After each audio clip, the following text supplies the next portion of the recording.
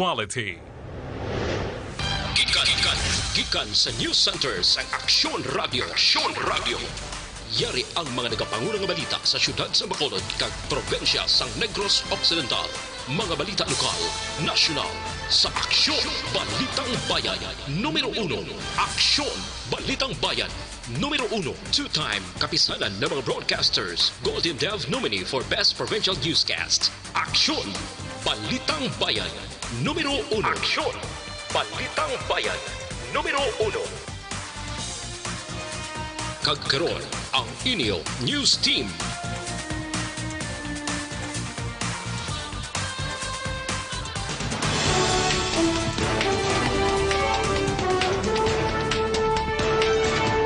Sa ato nagapanguna nga mga pangulong dinalan sa mga balita lokal, duha ka mga panibagong person under investigation sa posible NCOV gin-quarantine sa isa ka pribado ospital sa Bacolod. Ginaligar paghikog sang 19 anyos ng estudyante para mangkotanon sa pamilya. Sa balita nasyonal, kapin 1,000 ka mga OFW apektado ang biyahe bangod sang NCOV. Partial lifting sa ginapatuman nga deployment ban sa Kuwait, igarekomendar ni Labor Secretary Bello. Maayong aga Bacolod, may aga gabahin sang Western Visayas. Karon adlaw Huwebes, Pebrero 6, 2020. Ang inyong news team, Aksyon Dorel Cabatu. kag Aksyon Boy Duran, ang mga balita lokal pagkatapos lamang sa Si Dino.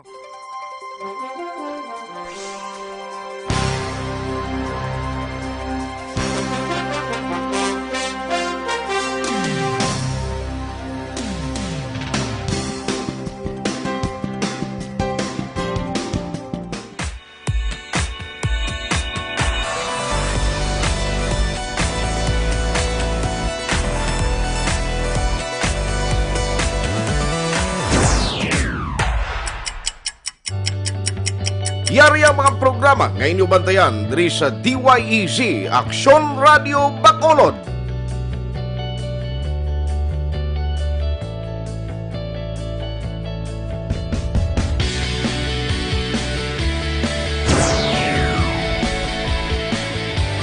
Aksyon Reports, first portion.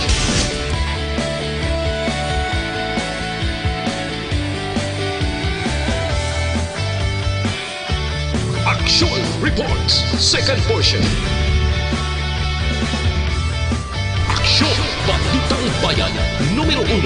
Aksyon Balitang Bayan, numero 1.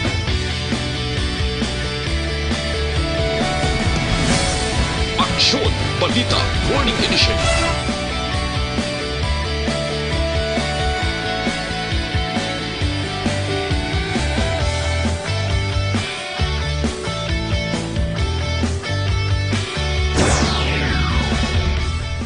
Aksyon Hotline. Aksyon Hotline.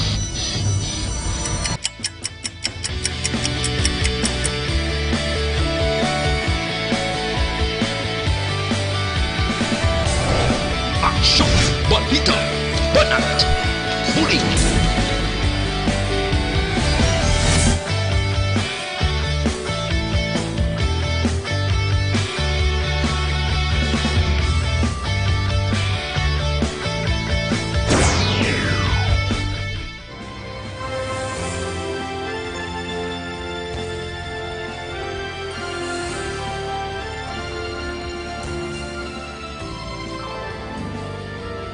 Aksyon Reports Afternoon Edition. Aksyon Reports Afternoon Edition.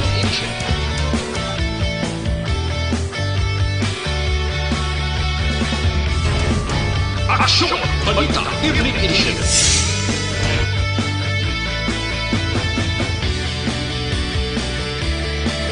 Aksyon Balitang Bayan, numero 1.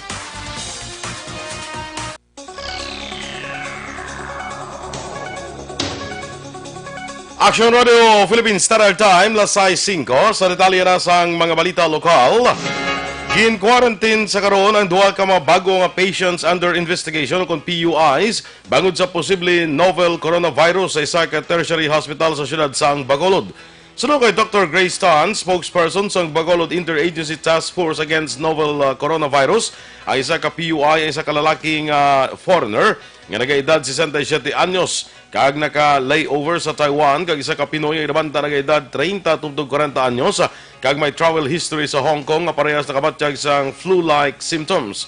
Duha manitan kahapon nga adlaw Pebrero 5 ipadala sa Research Institute for Tropical Medicine ang specimen sa duha ka bago nga PUI para may baluan kung positibo o kung negatibo sa coronavirus. Sa karon apat na ang PUI sa probinsya samtang pending pang resulta sa PUI nga ginalakipan sa isa ka 12 anyos nga lalaki kag isa ka 58 anyos nga babae. Liwat nga nanawagan si Tan sa publiko nga hindi magpanik bagod ang persons under investigation ang hindi pa makabig nga positibo sa novel coronavirus kag dapat lamang i-practice ang proper hygiene. For aton PUI subong. Pero it doesn't mean nga nga positive ha sa 67-year-old foreigner nga isa Filipino do around the 30s to 40s. All males sa isa foreigner, ang 67-year-old foreigner. Si Dr. Grace Tan sa City Health Office. Nagnegatibo ang 43 anyos nga lalaki nga Canadian national sa novel coronavirus nga una ginobserbahan sa Corazon, Locsin, Monte Libano Memorial Regional Hospital. Sunod kay Vice Mayor Elcid Familiaran, Chairman sa Bacolod Interagency Task Force Against Coronavirus, Pebrero 3 ang gabi sa nagwa negatibo nga resulta sang test sang foreigner gikan sa Research Institute for Tropical Medicine kon RITM. Sunod kay Dr. Grace Tan, spokesperson sang Interagency Task Force, gin-discharge na sa hospital ang Canadian national pero inyang ipaidalom sa 14 dias nga monitoring akon home quarantine. Ang Canadian national may travel history sa Taiwan kag gindala sa hospital nagligad nga Pebrero 1. Sa isa ka statement, nagpasigurang nasambit ng hospital nga ilagi na patuman ng striktong infection control measures kag protocols para sa mga pasyente nga gina-quarantine. Nagpahanumduman ang hospital sa publiko nga likawan ang pagpalaptas ang sala nga impormasyon. Yes, ang Canadian citizen nagwa na ang result and good news the public to know negative sa coronavirus. Kabahin sa pahayag ni Vice Mayor Elcid Familiaran. Sa ibang palaton nga balita lokal, tanan nga anggulo ginalantaw sa karon sa Police Station 3 sa paghikog sa isa ka 19 anyos nga estudyante paagi sa pagluthang sa kagulingon kahapon sang hapon o kon sang Martes sang hapon sa Circumferential Road sa Barangay Bata, siyudad sa Bacolod. Sunod kay Lieutenant Colonel Levy Pange, ang officer in charge sa Police Station 3, ginpaidalom na sa paraffin test ang driver sa taxi ang ginsakyan sang napatay, samtang ipaidalom naman sa bullet trajectory ang taxi nga may igos ang lutang ang yasni nga pulungkuan. Sa piyak nga bahin, ginklaro sa pamilya sa napatay nga wala sila sang ideya kundi ginkuha sa ila sining himata ang armas lutang kag wala man sila sang may nakita nga problema sa biktima. Patay ang 44 anyos nga anay miyembro sang Citizen Armed Force Geographical Unit kon CAFGU matapos ginuthang alas 6:30 sang aga Pebrero 5 sa Sitio Bawog, Barangay Kamindangan, siyudad sang Sipalay. Ang napatayang ginkilala kay Amid Panangganan nga nakaangkon sang igo sang lothang sa nagkalain-lain nga parte sang iyang lawas. Sa pagpangusisa sang Sipalay PNP, matanom kuntani isang patdan si Panangganan, kaupod sanday ni Nita Garina, Lorencia Julian, kag Jemboy Julian, sang ginpalapitan sila sang apat ka mga suspect, kag ginluthang si Amid sang wala pa rebaluan nga sahi sang armas luthang. Nadala pa sa Silay City Health Office si Panangganan, apang gindeklara nga dead on arrival sang attending physician, samtang nagpalagyo naman sa wala na baluan nga direksyon ang mga suspetsado. Nagapanawagan naman sa hustisya ang pamilya Panangganan sa pagpatay sa iles nga himata nga si Amid sa Sitio Bawog, Barangay Kamindangan, siyudad sa Sipalay. Ginpahayag ni Adar nga manghud ni Amid nga nakibot sila sang mabato nila ang balita nga ginpaibalo siya sang kamagulangan nga bata sang iya magulang angot sa natabo. Suno kay Adar, wala sila sa may nakila ko na pensaran nga kontra iya magulang tungod isa ini ka mabuot kag matipanon sa iya pamilya. Si Amid ang may 5 kakabataan, sa din ang magulang grade 7 pa lamang, samtang ang manghuran napulo pa lang kabulan ng edad. Ginako ni Adar nga limitado lamang ang yasning ihibalo angot sa ila magulang tungod talagsa lamang sila nagakitanay. Nagalaom ang pamilya nga matagan sa labing madaling panahon sa kasulbaran ang kamatayon ni ang kamatayon sang ila sini nga himata. Nasapuan ang bangkay sa isa ka babayi sa irigasyon sang Purok Green Hills, Barangay Tipolohan, Siyudad sang Bago, kahapon sang hapon. Sino kay Jonel Belandres, pumuluyo sa nga mga lugar, kag una nga nakita sa bangkay na salaan sini nga patay nga sapat ang napalibutan sang basura sa amo nga irigasyon. Sanggin palapitan nakitaan sa mapumluyo ang buhok sang tao, kag gilayon nga nagpatawag sang otoridad. Ang babae wala na sang pangibabaw nga bayo. Sunod sa investigador sang Bago City PNP nga si Police Staff Sergeant Erwin Hamandre, wala pa sang identity ang napatay bangod wala man sa na-recover sang dokumento sa iya nga lawas. Nakita naman ang pula nga bayo sa kamot sang napatay. Nakasuksok man ini sang pedal nga shorts kag nakasapatos. Ang bangkay yara karon sa isa ka punerarya sa siyudad sang Bago. Parahin pa investigasyon sa mga kapulisan sa amo nga insidente. Sigar namon di sa dari sa Purok Green Hills, Barangay Tipuluan. Huwag gid siyang may kakilala sa iya, sir. Okay. So, posible nga ini nga kasapuan nga bangkay di subong sa irigasyon, posible na galing sa ibang nga lugar. Ano wala mo lang sa pila, sir. Oh, pero may Kaya dugo. mo lang to sarang dugo sa iya nga ilong. Kabahin sa pahayag ng Police Staff Sergeant Erwin Hamandre ang duty investigator sang Bago PNP. Patay man ang isa ka mangunguma matapos ginbuno sa sitio Kabaug-Baugan, Barangay Prosperidad, Siyudad sa San Carlos sa itong Martes ang hapon, Pebrero 4. Ang napatay ginkilala kay Estilito Sailon, 56 anyos, samtang ang mga suspitsado ginkilala naman nga sanday Daniel Imbalsado, 50 anyos, kag Ruben Imbalsado, 38 anyos, tanan tumuluyo sa uman nga lugar. Base sa investigasyon sa San Carlos PNP, papauli na halin sa pagpahuwa sang mais ang biktima sang ginbandayan sa mga suspitsado kag ginbuno sang makapila ka beses. Gindala pa sa ospital ang biktima apang gindeklara ning patay bangod sa maluba nga kapilasan nga naangkon. Ginaibalo pa ang rason kag motibo sang krimen, samtang at large naman ang mga suspitsado sa sini nga mga tinion. Sa duga nga mga balita lokal, ginpasalamatan sa mga opisyal sang Barangay Banago sa siyudad sang Bacolod ang positibo nga resulta sang pamulong-pulong ni Bacolod PNP Deputy Director for Operations Lieutenant Colonel Jovi Espinido sa Sitio Sibocao. Sunod kay punong Barangay Ricky Mijares nagdangat na sa 64 ka personang voluntaryo nga nagsungka halin Enero 27 tubto Pebrero 4. Dugang pa ni Mijares upod sa Police Station 3, nagapatigay na sila sang profiling sa mga drug surrendery. Nagalawom si Mijares nga madugangan pa ang nagsungka kag mangin sincero sa ila promisa gud matinoan ang imahen sang ila barangay. Nakumpiskar naman ang kapin 240,000 pesos nga balor sa ginasuspituan Shabu sa isa ka 46 anyos nga lalaki sa drug bypass operations ang kapulisan sa Barangay Hilamunan, Siyudad sang Kamangkalan, las 12:30 ang takna kahapon sang hapon. Ginkilala ang subject sa operasyon kay Michael Tutor nga nakuhaan sa siyam ka sachet sa ginasuspituan Shabu kalakip ng bypass item. 1,000 ka pesos nga buy-bust money kag 1,652 pesos nga ginapatihan benta sa pagbaligya sa illegal nga droga. Si Tutor ang preso karon sa custodial facility sa Cabancalan City PNP.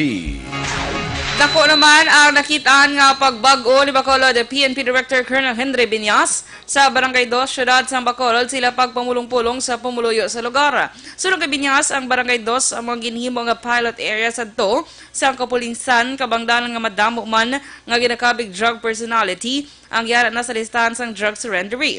Ginpasalamatan man ni Binyas ang pag-tarp sa ila sa mga opisyal sang barangay para sa pulong-pulong para o pag-tap sa ila sa mga opisyal sang barangay para sa pamulong-pulong para ipahangop sa pumuluyo ang tuyo sang syudad nga matindoan sa illegal nga droga ang lugar.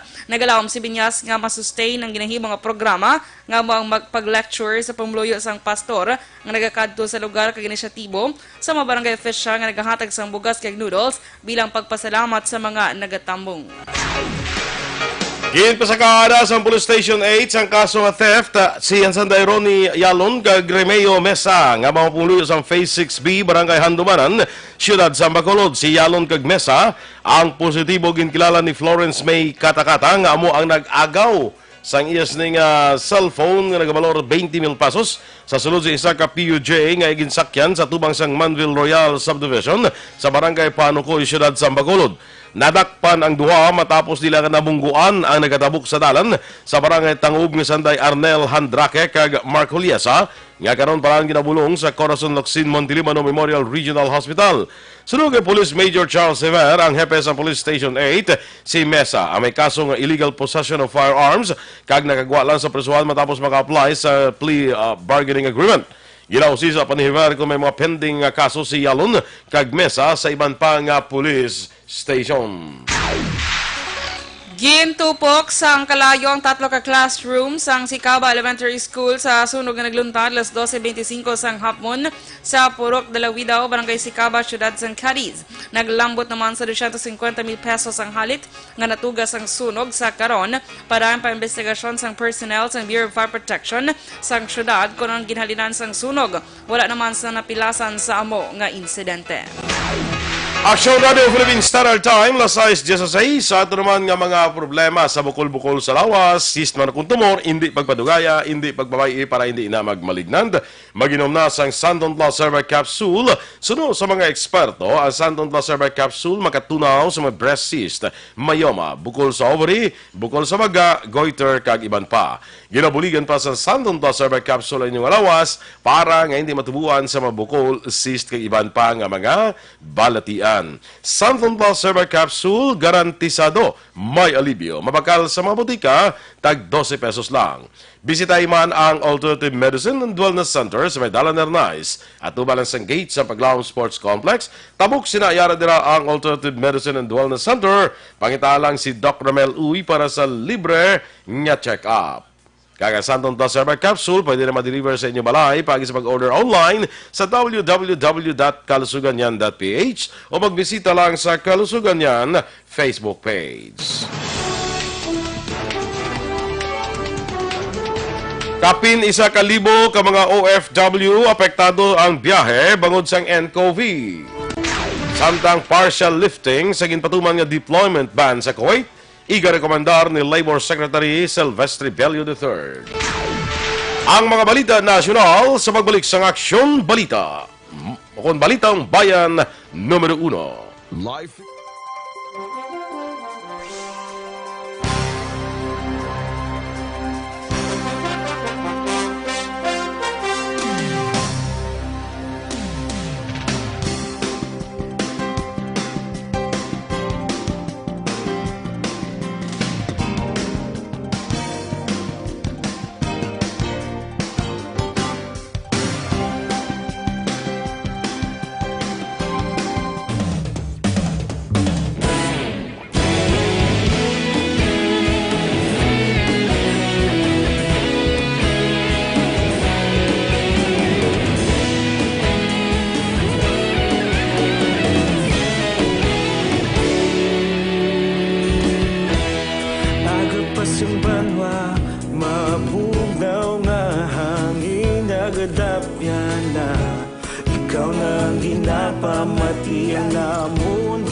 Sandigan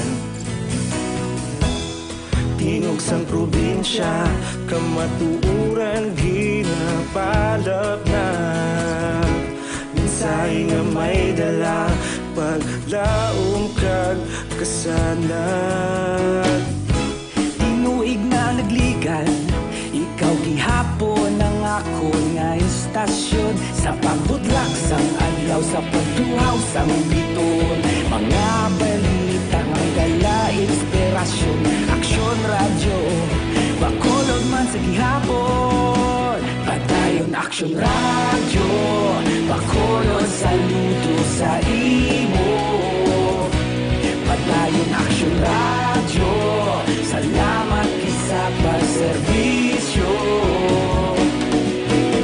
patas kag balanse matuod nga mensahe wala sang hinadang piligan padayon Aksyon Radio.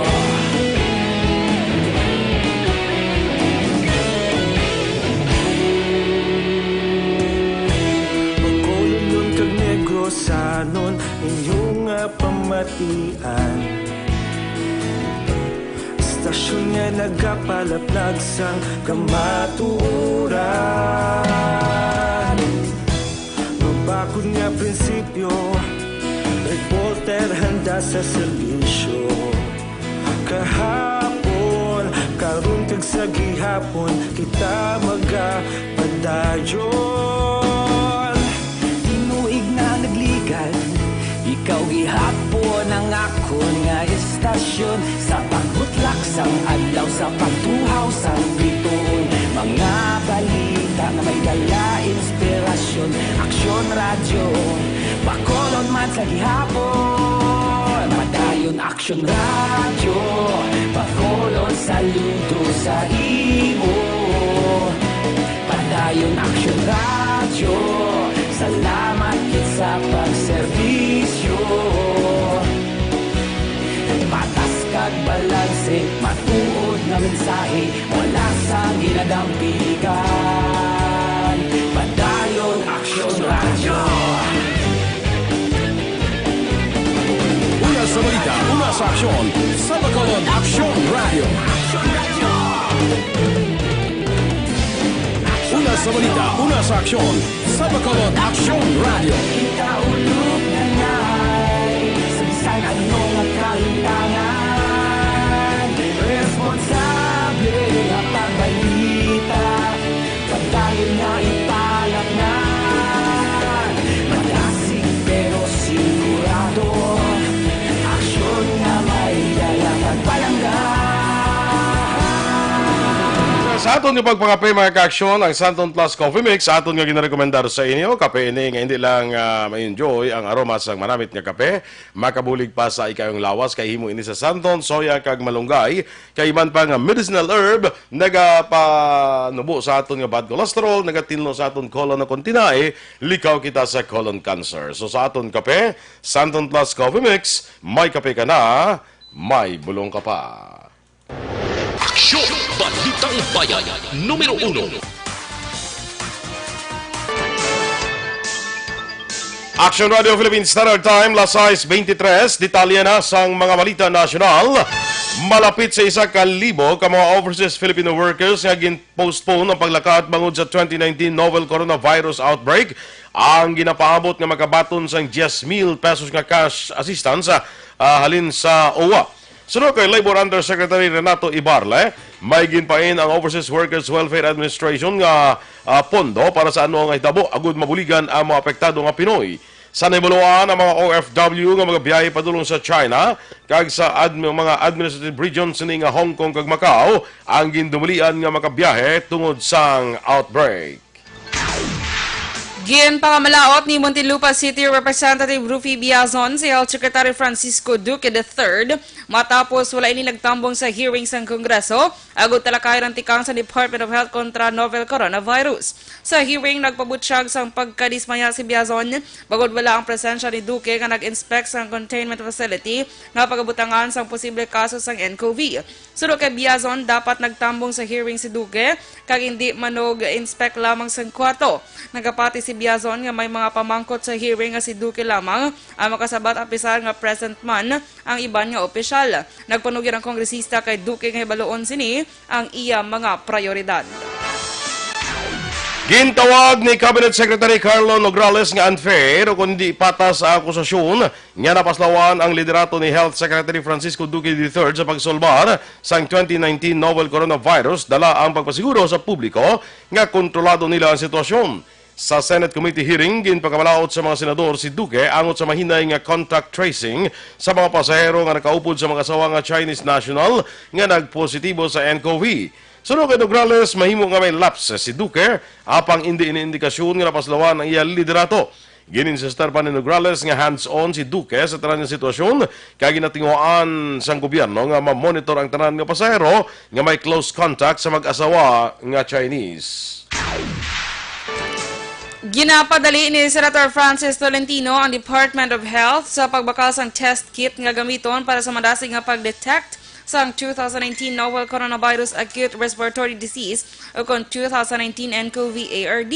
Ini kasunod sa tatlo na nakumpirma nga kaso sang virus sa pungsod sa diin, may isa na nga napatay. Ginihemplo ni Tolentino mga eksperto sa probinsya sang Jiangsu, Sidlangan, sang China nga nakadevelop na sang rapid nucleic test kit nga makadetect sang virus sa sulod lamang sa 8-15 minutos. Dugang pa ni Tolentino nga kung may baloan sa malipot nga panahon kung sinong infected sa virus, madasig nga makontrol ini kag hindi na magtugas ang panic sa publiko.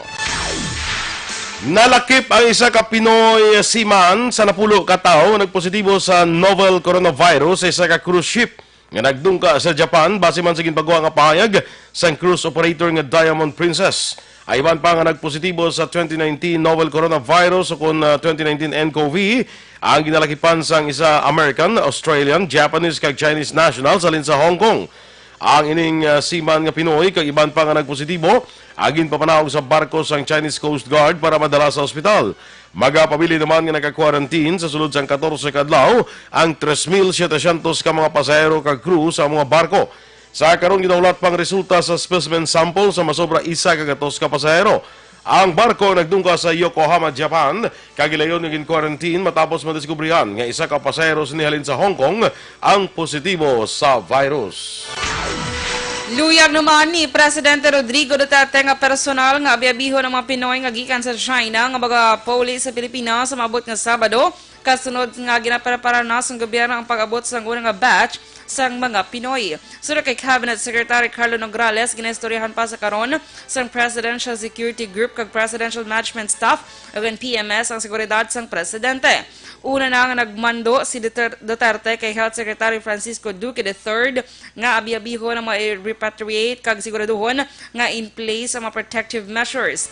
Ang mga repatriates ang mag-aabot sa Clark International Airport kag iniya pagadalon sa Fort Magsaysay sa Nueva Ecija para sa 14 ka diyas nga mandatory quarantine. Sunod pa kay Foreign Affairs Assistant Secretary Eduardo Meñez, kapin 42 ka mga Pinoy ang nagpabutyag nga magbalik na sa Pilipinas. Ginadumili sa karon sang Department of Education o DepEd ang mga field trips sa mga estudyante sa tuwa sang paandam sang 2019 novel coronavirus. Sunod kay Presidential Spokesman Salvador Panelo, ginrekomendar ni Education Secretary Leonor Briones ang nasamit nga hagna sa cabinet meeting sa Malacanang. Duha pa ni Panelo, nagpromesa si Briones nga ginahimo na sang DepEd ang tanan nga tikang para maproteksyonan ang mga estudyante. Nagasunod man ang DepEd sa mapanugyan nga ginapagawa sang Department of Health. Samtang ginapalikaw man sang DepEd ang mga estudyante sa mga lugar nga may madamo sang tao agud makasiguro nga kung makalikaw nga matapikan sang virus.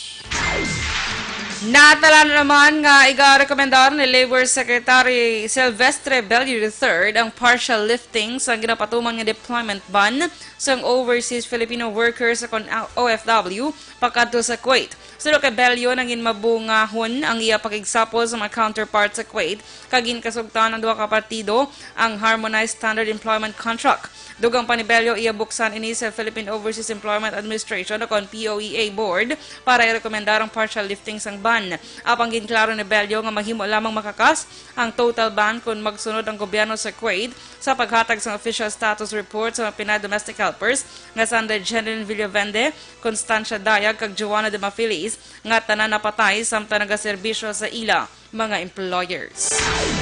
Aksyon Radio Philippines Standard Time, las 6:29. Ang Mighty C naman, ang alkaline na vitamin C, nagaedukar, nagabalanse, kag nagapabakod sa aton nga immune system. Ginatap na ang mga infection, ubo, sipon, trangkaso, TB, pneumonia, kag iban pa nga mga balatian. Kag Mighty C, ang alkaline nga vitamin C, manami maningan antioxidant nga vitamin para sa mata, ginatagan sang alibyo, nagakurap-kurap nga mata, katarata, kag glaucoma. Para sa mas epektibo nga kombinasyon, mag-inom kita sang Mighty C, kag Santhon Plus Herbal Capsule. Inyong inamatiyan aton mga balita diri sa Aksyon, Balitang Bayan Numero 1. Standby na sa Aksyon Report, second portion. Upod ka Aksyon, Fred Salanga. Balikay kita sa Aksyon Balita Morning Edition. Upod ka pon sa inyong News Team. Aksyon, Dorel, Cabatu. Kag Aksyon Boy Duran, una sa balita, una sa Aksyon. Sa Bacolod Aksyon Radio. Sa Bacolod Aksyon Radio. Aksyon Radio.